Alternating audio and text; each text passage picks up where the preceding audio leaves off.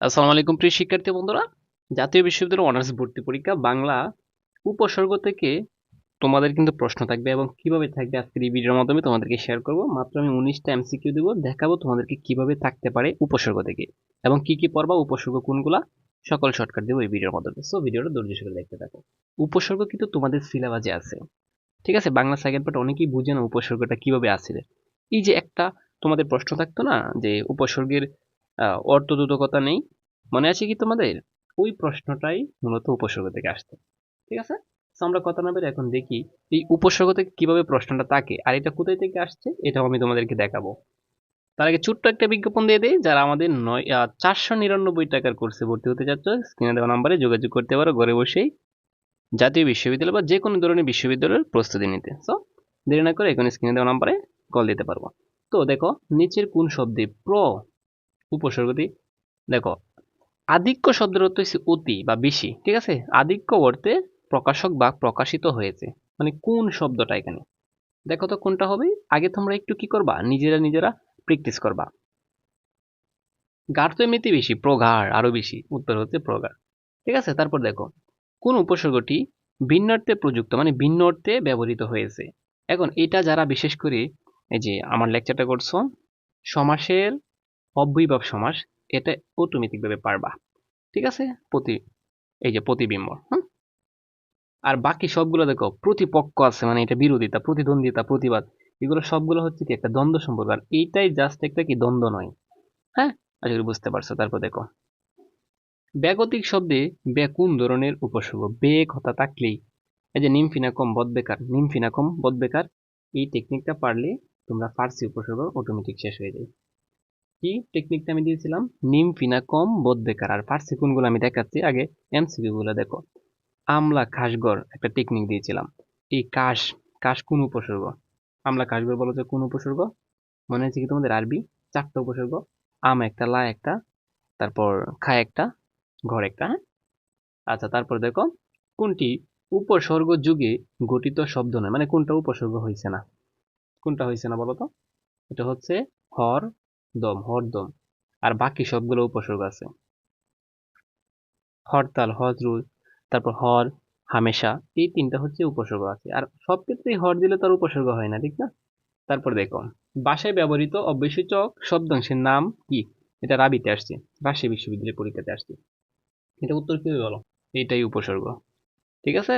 আচ্ছা তারপর দেখো বাংলা ভাষায় তৎসম উপসর্গ কয়টা আছে? তৎসম বললে কয়টা বলো?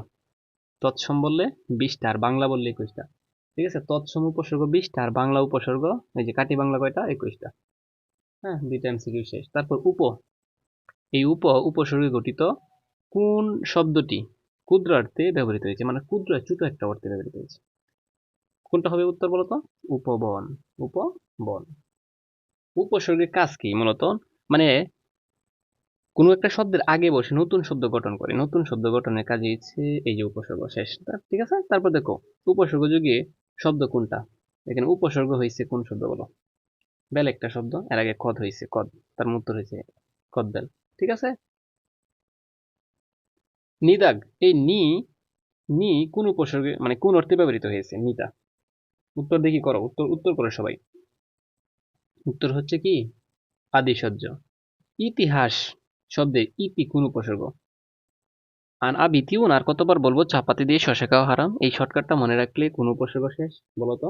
যারা আমার পেজ বেসে পড়তে আছে একটু আমাকে সাড়া দাও, কমেন্ট বক্সে একটু কমেন্ট করিও, হ্যাঁ?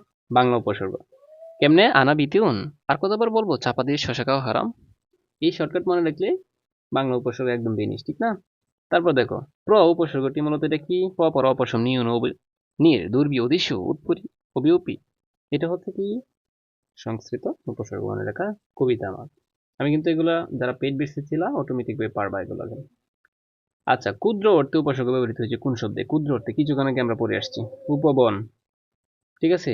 উপদল, এগুলো হচ্ছে কি ক্ষুদ্র অর্থে। তারপর দেখো কোনটি উপসর্গযুক্ত শব্দ নয়, মানে উপসর্গ হয়েছে না কোনটা বলো দেখি এটা? উত্তর কি বলতে পারবা? উত্তর হচ্ছে নির্মাণ, মানে নির্মাণ তো নিজে একটা শব্দ, ঠিক আছে? আচ্ছা তারপর দেখো নিচের কোনটি উপসর্গ নয়? এটা আছে, এটা আছে, এইটা না, এটা উপসর্গ না। প্রো প্রো বলতে কোনো শব্দই নেই। এই যে দেখো কাশমহল, কাশ থাকলে আরবি, কাশ থাকলে কি আরবি, কারণ কি আমলা কাশগর, আমলা কাশগর, এই শর্টকাটটা মনে রাখলে আরবি উপসর্গ শেষ। তারপর দেখো আম মুত্তার, আম মুত্তার কি হবে, আম আমলা কাশগর, তার মানে হচ্ছে আরবি উপসর্গ শেষ। এখন তোমাদেরকে যারা নতুন আছো একটু টেকনিকটা দেখাই দেখো। টেকনিকটা হচ্ছে এই উপসর্গ সহজে মনে রাখার উপায়। এই যে বাংলা উপসর্গ 21টা, এই 21টা উপসর্গ এখানে একটা শর্টকাট আছে, এটা মনে রাখলেই হবে। যারা নতুন আছে এই শর্টকাটটা শিখো, যারা আমার পেড বেসিস ছিল তারা কিন্তু ওইটা শেখার দরকার নাই, আমি আরেকটা শর্টকাট দিয়েছি ওইটা শিখবা। এই যে এগুলো হচ্ছে বাংলা উপসর্গ, এখানে 21টা আছে। তারপর সংস্কৃত বা তৎসমে, সংস্কৃত অপনামিত তৎসমে, এখানে 20টা, এই 20টার এই শর্টকাট মনে রাখলে এটা শেষ। ঠিক আছে, তারপর হচ্ছে ফার্সি, ফার্সি হচ্ছে 10টা, এই লাইনটা মনে রাখলেই 10টা শেষ, ফার্সি উপসর্গ। তারপর আরবি উপসর্গ 4টা, এই যে 4টা, এই যে আম একটা, লা একটা, তারপর হচ্ছে কাশ একটা, ঘর একটা, এই শর্টকাটটা মনে রাখতে পারলেই ওইটা শেষ। তারপর ইংরেজি উপসর্গ, ইংরেজি হ্যাট সাপ, হা পাতা ও ফুলাটা ষাট পরে, এখানে এই শর্টকাটটা নেই, আমারটা হচ্ছে হ্যাট সাপ, হা পাতা ও ফুলাটা ষাট পরে, এখানে ইংরেজি উপসর্গ 4টা, হেড একটা, সাপ একটা, হাফ একটা, ফুল একটা। ঠিক আছে, যারা অপেক্ষা মানে শেষ পর্যন্ত ভিডিওটা দেখছো এখন কিন্তু অনেকটা নিতে পারবে অনেক কিছু। ঠিক আছে, দেখা হবে তোমাদের সাথে অন্য একটা ভিডিওতে।